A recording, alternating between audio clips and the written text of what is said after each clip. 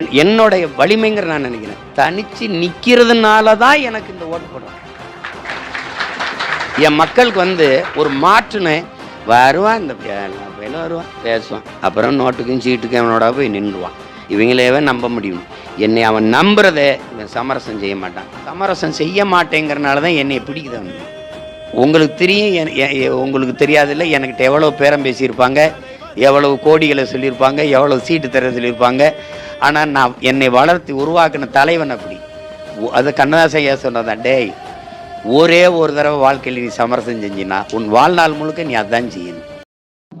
சீமான் செய்த சாதனை என்ன? சீட்டுக்கும் நோட்டுக்கும் விலை போகாமல் கொண்ட கொள்கையில் உறுதியாக இருந்து மீண்டும் 5வது முறை தனிச்சு நிற்கிறாருன்னா அவர் தான் வெற்றி நாயகன். தேர்தலில் ஜெயிக்கிறது தோக்கிறது அடுத்த பட்சம். கொண்ட கொள்கையில் ஒரு மனுஷன் வென்றிருக்காருன்னா அதுதான் புரட்சி. புரட்சி ஒரு நாள் வெல்லும், அப்போது தமிழ்நாடே உன் பெயர் சொல்லும். நாம் தமிழர்.